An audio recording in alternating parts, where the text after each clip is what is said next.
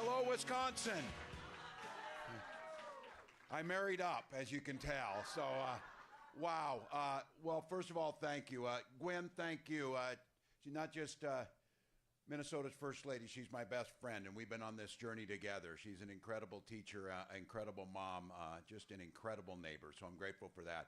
Samuel, thank you for kicking us this thing off. I have to say, Wisconsin, look, you took another Minnesotan over here. But as Gwen said, it's good to be with neighbors. I do have to say, too, we're incredibly blessed in Minnesota between Senator Amy Klobuchar and Senator Tina Smith. We have got some good ones. And they've got an incredible partner, not just for Wisconsin, but for this whole country. Send Tammy Baldwin back to the Senate, please. So look, I was thinking between Minnesota, you hear those three powerful leaders in there. So between Minnesota and Wisconsin, 3 out of 4 ain't bad. So we'll get that other one, though. Don't worry about that. I did see this, and I want to send a huge thank you to my friend Ron Kind. When I was a school teacher going to run for Congress, I went out to Washington, D.C., and I wanted to meet with some people, and 3 people took meetings. I don't necessarily blame them, but one of those people who took that meeting was Ron Kind. And that means a lot to me. That means a lot. It means a lot. I learned an awful lot with that. And what I do know is that this district was represented as well as any place in the country under Ron Kind. So I would encourage you, elect Rebecca Cook to that seat and make sure it gets done. Elect Rebecca Cook in there. We're traveling with some of them. We're kind of, this journey we're on, I do want to give a big thank you to. Gwen is not only managing all this, we're all both together managing a 23 and an 18-year-old. I wanted to send my shout out while I get the chance to Hope and Gus. They've been fantastic on this journey. They've been fantastic. And good to be in here. We landed and we had to go across the river back in over to La Crescent, to come around. I know. So I'm like, I'm over there bragging, this is my congressional district. And I'm telling the Secret Service right around the corner is a really great Quick Trip and an Apple Store. And so, I'm in Pennsylvania. There's this big fight out there between Wawa and Sheetz, the convenience stores. And they said, what's your feeling on this? And I just split the middle with Quick Trip right down there. So that's the way to do it. But look, all of you came out today, Monday. We are within 24 hours of polls opening. You could be anywhere. You came here because you love this country, and I'm grateful to each and every one of you for doing that. The thing is upon us now, folks. I know there's a lot of anxiety, but the decisions that are made over the next 24, 36 hours when those polls close will shape not just the next 4 years, they will shape the coming generations. We've got a chance, and it's a rare thing to do in the moment that we're living in to elect a new generation of leadership, a new way forward, a hopeful, unified America that holds true to our values. That's why you're here today. And it's been 100 days. I could not be prouder to be on this ticket. Also very surprised. My pro tip is when you're expecting an important call, take it the first time. So you should do that. But to be with Kamala Harris, someone who from her first days, she walked into the courtroom as a prosecutor and said, Kamala Harris for the people. She did that then as a district attorney, as the attorney general of this nation's largest state, as a United States senator, and as vice president of the United States. She has fought every single day and sided with one client, the people of America.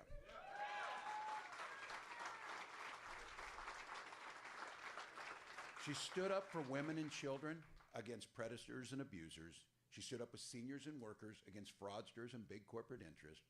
She stood up for families and communities against international gangs and drug traffickers. And she never once hesitated to reach across the aisle to work with anyone if it was for the good of the American people.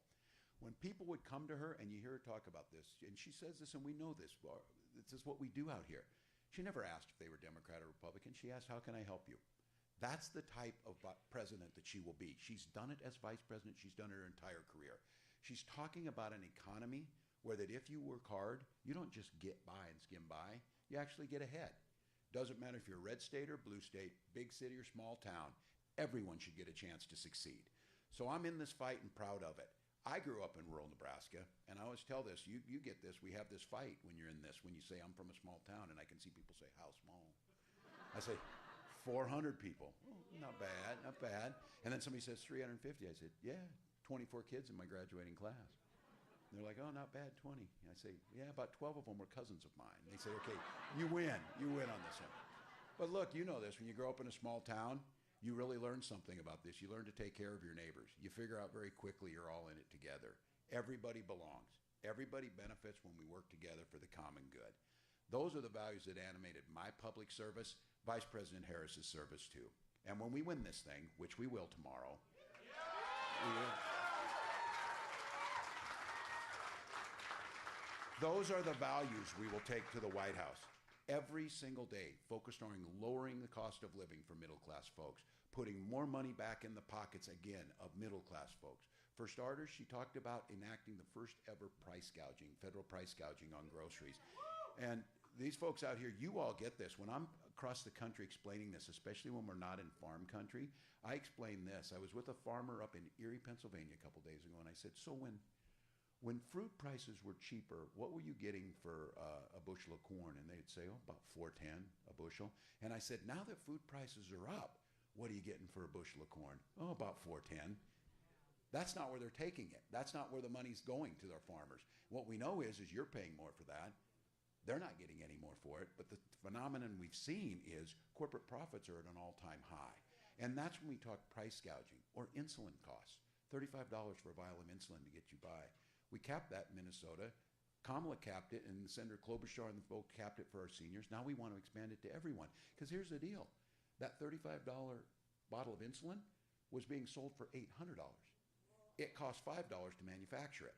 That's not capitalism. That's not free market. That's price gouging. And that's why you need a federal ban against it. And that's exactly what we'll do. Focusing tax cuts.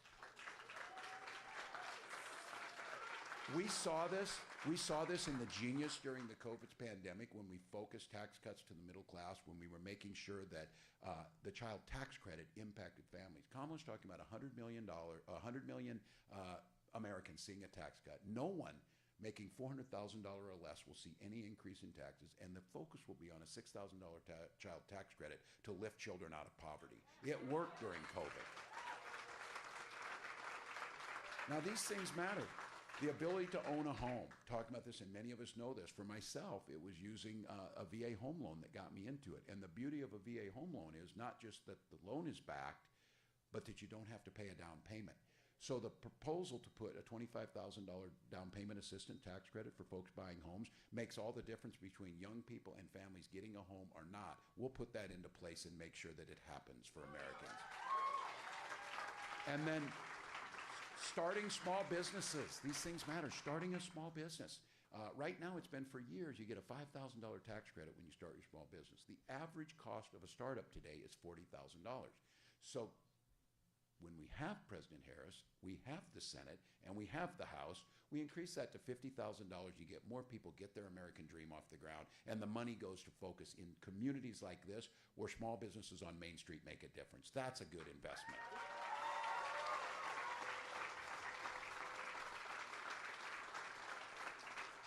And I think most of us know, you saw it at the convention in the summer, and you see Vice President Harris walk out to Freedom, the song. Well, it's a great song, but it's not just a song. It's foundational to what we're talking about. You hear us talk about freedom a lot. And freedom means you make the decisions on your health care. You make the decisions on who you love. You make the decisions on the books you read. You make those decisions, not politicians. That's what freedom looks like. Freedom for seniors to retire with dignity and grace. This idea of listening to the other side talk about cutting Social Security and cutting Medicare, that's the exact opposite thing we should be doing. Those are programs that are the greatest anti-poverty programs that we've seen. And that's why Kamala's talking about enhancing those programs, adding in-home care for our seniors to Medicare benefits. Those things make a difference. And we've seen it across this country. Freedom means a lot of things. That freedom to retire with dignity, freedom to make your own decisions, and freedom to send your children to school without worrying they'll be shot dead in their schools. That's a big thing. And I know across this country, whether it's Pennsylvania or whether it's here in Wisconsin, I understand people own guns, like myself. I'm a veteran, I'm a hunter, I'm a gun owner. Kamala is a gun owner. And what we know is that you can defend, and we have, the Second Amendment, but also uphold our first responsibility, protecting our children in our communities. That's things you can do.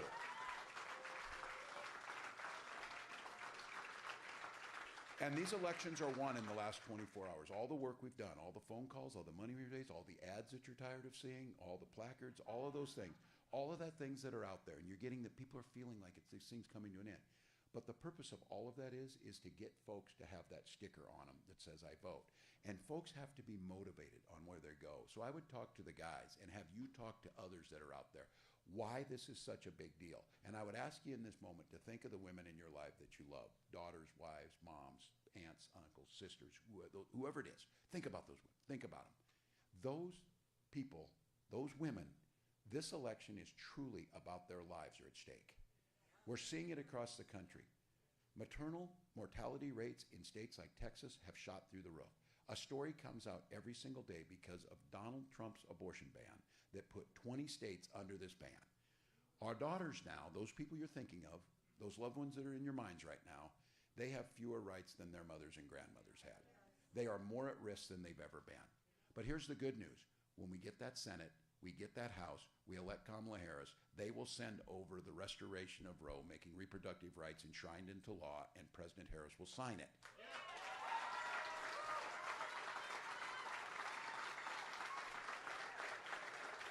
So you know it. You don't need to. The vice president's been saying it, and you know it. She uses the line, and it's so true. We're not going back. This week, you've seen what going back looks like, and it is not where we're going. We have an optimistic, hopeful, unified future going forward. So I'm here today on behalf of Vice President Harris, myself, and people across this country to humbly ask you for your vote, ask you to get out and get others to vote. This is a generational opportunity for us to turn the page, for us to take this momentum going forward. Now, you know we're not taking it for granted. This thing will be won. This election quite literally could be won through the state of Wisconsin, and it could be won right here through La Crosse for the work that we're doing. That's how close this thing could be. So we're taking nothing for granted. We're taking nothing for granted. We're asking you to get out there and get it done. And I ask all of you, when do you get this opportunity? That we are in a moment. I know it's stressful. Everybody's out there and you're like, oh, you're on this the polar coaster, as they call it. Oh, we're winning. Oh, we're losing. Oh, we're winning. Did you see Iowa? Oh, no, Pennsylvania. And you go through all this, and everybody's all stressed out. Well, the antidote to that is to do something about it. Like all of you in here, how many have already voted? All right. How many are voting tomorrow and taking somebody with you, too? There you go. All right. This is where you get this opportunity. This is going to be, and there are billions of people around the world, can't imagine having the freedom to gather in a room like this to determine the future of how we want to be governed. A future that either goes backwards, is divisive, dark, and angry, or one that is hopeful, unified, inclusive, that gives us the rights that we know 250 years of patriots have kept this American experiment alive. So here's the deal for all of you, and even the young people in here. Someday, you're going to be in a rocking chair sitting on that porch, rocking away, and a little one's going to come home from school, and they're going to be studying the 2024 election. And they're going to ask you, what did you do when the American experiment was on the line? What did you do when rule of law was on the line? What did you do when women's reproductive rights and health care was on the line? What did you do to address big problems like gun violence and climate change? And you're going to be able to answer the folks in this room, every damn thing I could. Every damn thing I could. So folks, this is our time. This is our time. You saw it at the convention, you saw a change. We are not going to stand there and allow them to talk about freedom that takes away our freedoms. We're not going to allow them to take the flag and then plaster some guy's face on it. We're not going to allow it to happen. We're not going to let them talk about family and then do nothing to allow people to make those choices to start their own family and be able to thrive. We took those things back from. And the fourth one that I said was personal for me is we took football back from them too, for damn sake. So we're not going to allow them to dictate to us. But this is an opportunity. We know if we fight for this thing, as the vice president says, we'll win this thing. We know that if we get out there and vote, we'll win this thing. So I'm asking you, make sure that anyone that you know that you call, let them know iwillvote.com /WI. You can go get that done.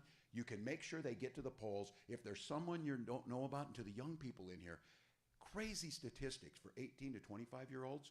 If you simply ask someone if they voted and you say you have voted, the chance of them voting almost doubles. If they don't get asked, they won't go. So if from you're out here, what difference make? If there's just somebody you're thinking of, if there's someone you can talk to, make that case to them. Because look, we're going to get an opportunity by tomorrow night, and we'll know our system, as we all know in this room, we have the fairest, the most secure elections in the world. We will count the votes, we will win on the votes, and we will be able to know that we had a part in not only moving on from 9 years of what we've seen, but to charting truly a new way forward. The rest of the world is watching us. So I got one request of you, Wisconsin. Win this thing for America. Get out there and vote. Let's get this done. Thank you all.